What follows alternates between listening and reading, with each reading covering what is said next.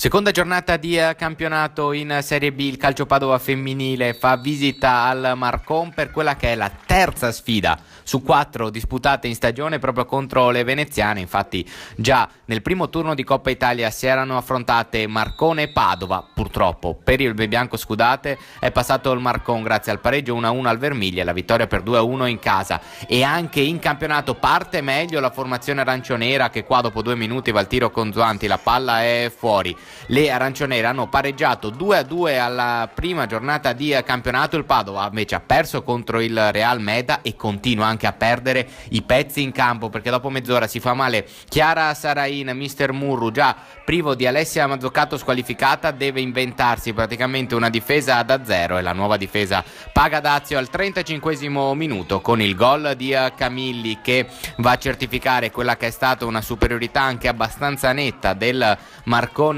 nel primo tempo. E così dopo 35 minuti il Marcon si porta in vantaggio per 1-0 per assistere al primo tiro in porta del Padova nel primo tempo. Bisogna arrivare al 37esimo minuto, c'è questa azione con Nicoletto verso Carli, ci prova con il sinistro, un po' debole, para senza problemi il portiere. Nel secondo tempo il Padova si fa un po' più vivo, ci prova con questa punizione di Saggion, ma anche qui la palla è molto molto debole. Così il Marcon cerca anche di sfruttare il mal posizionamento della difesa del Padova per sfuggire sulla sinistra. C'è questo cross, Stefanello è sola in area di rigore, ma allarga troppo il destro e calcia fuori. Così prova ad approfittarne il Padova con Catuzzo sempre fra le migliori in campo, riesce anche a vincere 2 rimpalli, a tirare con il sinistro, grande parata del portiere che le nega il pareggio. 18esimo minuto, ancora Stefanello sulla destra, punta Laura Peruzzo, la salta, va con il tiro e qua la palla colpisce la traversa. Forse c'è stata anche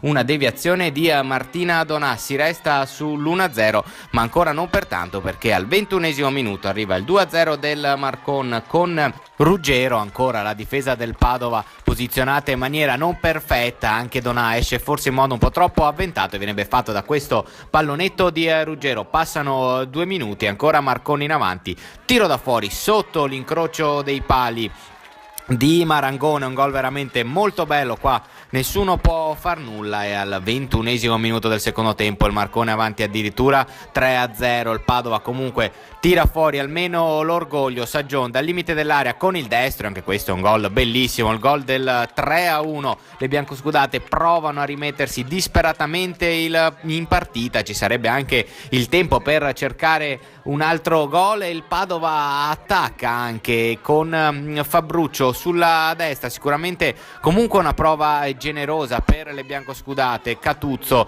allarga per Spagnolo, ancora dal limite dell'area, però un po' troppo centrale il suo tiro che non impensierisce il portiere. Il Marcona ha spazio e Donà deve compiere un miracolo per deviare in questo modo il tiro di Zuanti. 40esimo minuto, guardate che praterie si aprono per il Marcone, ancora Donà bravissima in uscita a fermare Marangon. Si arriva a 3 minuti dal 90esimo, la difesa del Padova qua ancora malissimo, un disastro, e quindi tutta sola davanti a Donà. Zuanti può scartare il portiere, depositare in rete a porta vuota, finisce 4-1 per il Marcon contro il Padova. Davvero una lezione pesante per le biancoscudate, che pagano sicuramente le tante assenze.